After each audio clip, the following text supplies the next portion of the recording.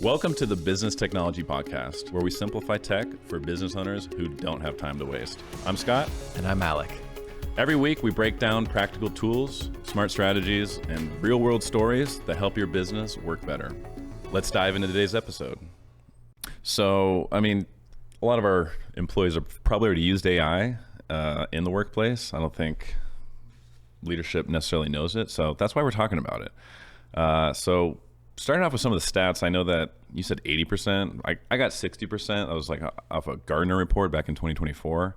But at least 60% of employees admit to using AI at work without permission.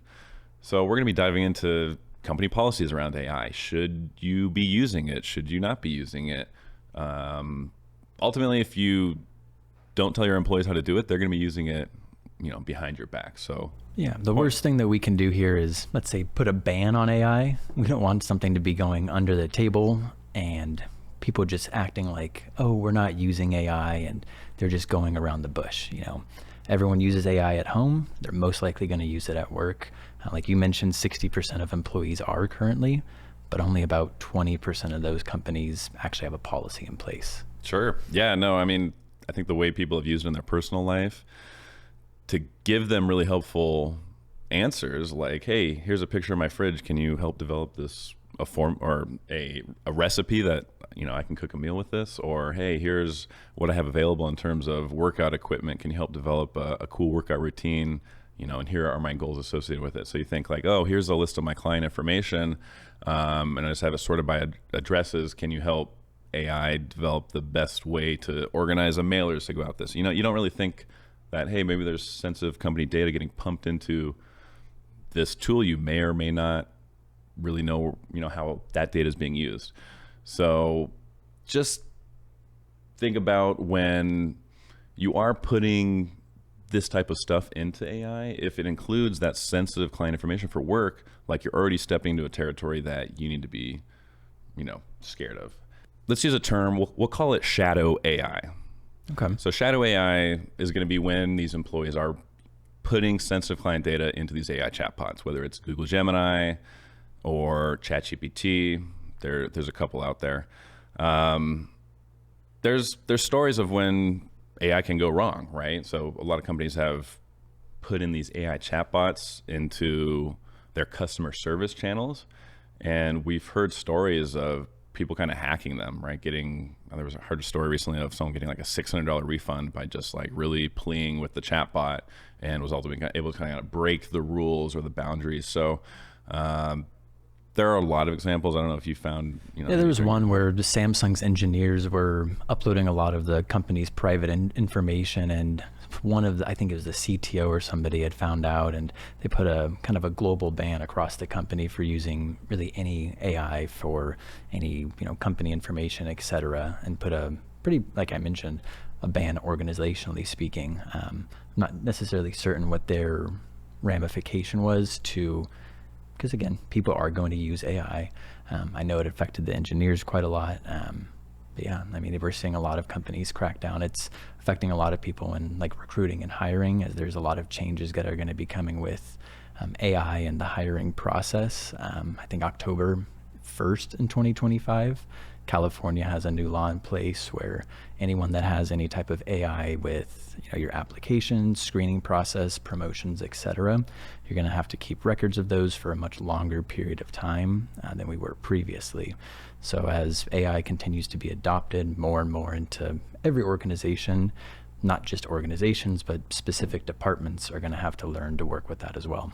Yeah, I'm curious about the companies who are using those little AI scanning tools to automatically look at resumes and vet out different candidates. That seems wild to me that there's not really like a human process looking at that hiring process. Yeah, and with something this new, I think that's something that all of us are kind of figuring out at once. We've seen so many new laws and regulations come out in the last kind of year and a half or so, really around AI, and I think we're at that point where people don't necessarily know, what to do, but I think the most important part is ensuring that you have a policy in place so that at least the staff underneath you or within your organization are all on the same page. You don't have one person using Grok, one person using Gemini, one person using ChatGPT, so on and so forth.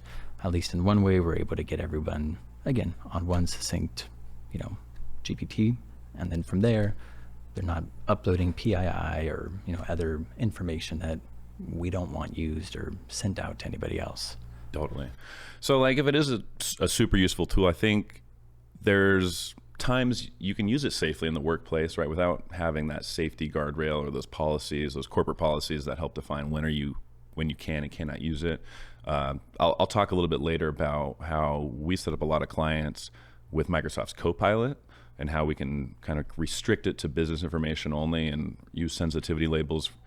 But I want to talk about when you might not want to use it. So a definition, you said PII. For people who don't know what that is, that's personally identifiable information. So that's details that point to one person. That might be, their social security number, their address where they live, phone number, email, etc. It's basically, having their house key taped to their front door, if you were going to put that out there.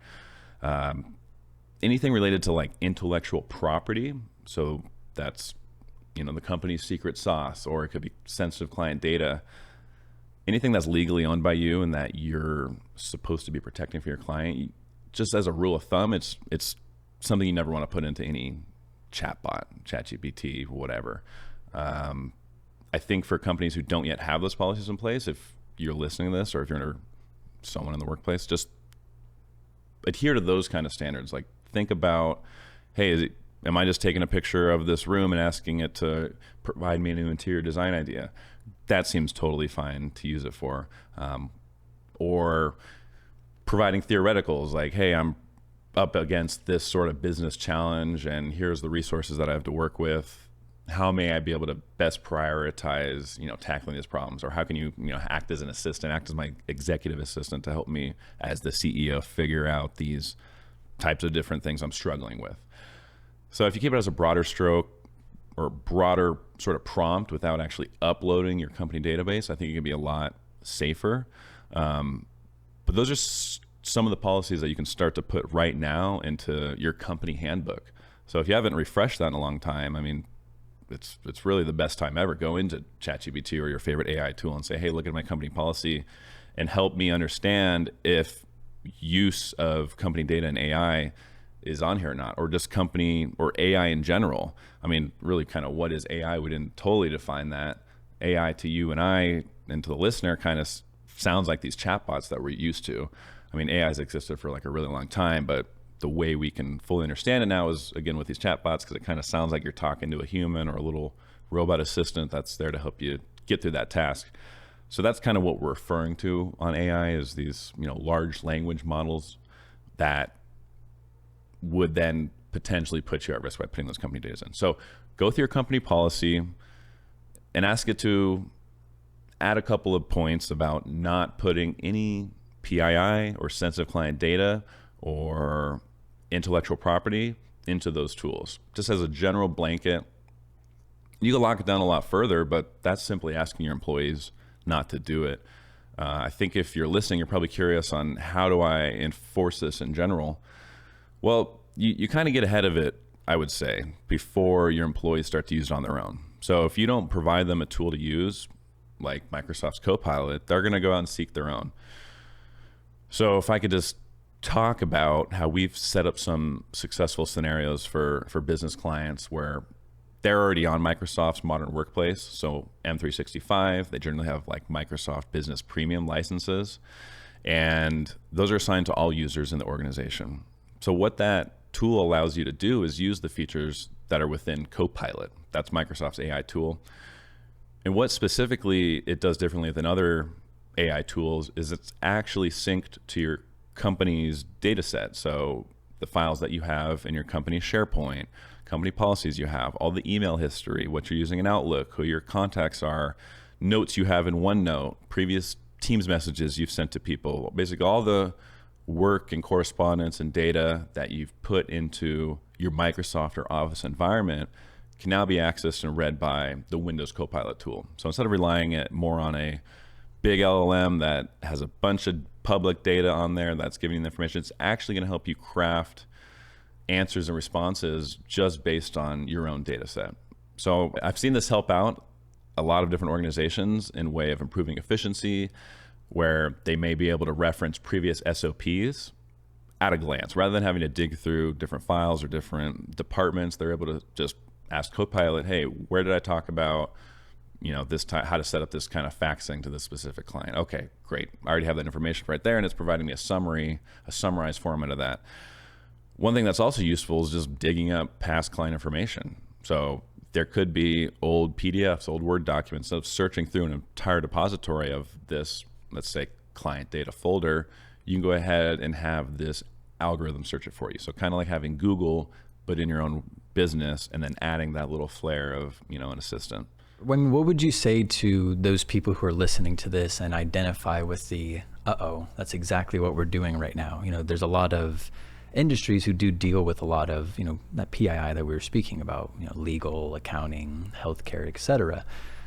But like we mentioned, the vast majority, well over 50% of employees, are using AI.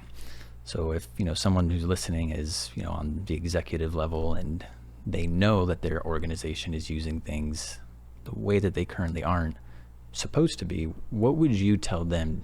What would your next step be to ensure that your organization is kind of getting on the right track and doing what it needs to do to protect itself? Well, one main thing is really giving them the tools in advance. So you set the company policy. Hey, let's, for example, only use Windows Copilot in our environment. This is the AI tool you're allowed to use. Send any personal information into there or IP into this tool, and that's okay. The second thing you can kind of do is create a policy that always makes sure that there's a human in the loop. So a human in the loop basically means that there's someone along the way that's actually going to review the process that you've set up. So whether it's the hiring process, if you do use an AI tool to maybe sift through some of the resumes based on the criteria you're looking for, you still need to have a human go through and spot check those rejects and spot check the ones we're setting out appointments for. I've seen too many security risks pop up when people are putting these AI workflows into place, which is pretty incredible. And now you can take your plain language and speak to it like a human and actually create this super automated workflow with APIs and data going back and forth. But you quickly lose track of how that data is being managed securely.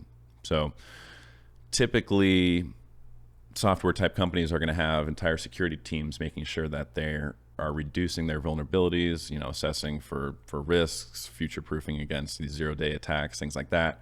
Whereas as a small business, you may think like, oh, here's these great, I can use Zapier and I can integrate ChatGPT into my Outlook and I can have this automatic customer response, and you can quickly build this giant structure that it's built to cards. There are holes in it in terms of security and vulnerability. Where that data flows, you're not able to track. So putting a human in the process, which is like, okay, well, if we have an AI automation, it could send a certain employee an email, and then that employee then has to hit check approve before it goes on to the next stage. So highly encouraging you to think about creating that human in the loop, point of contact within each of these sort of AI processes or automations you're developing in your business. So I want to circle back on the companies who are using Copilot and Windows Copilot specifically to look through all their business data that they've built over the years, or if they're a new company they've just started and they want to wonder, how can I sort of create a data set that's visible and a data set that's not visible to all my employees.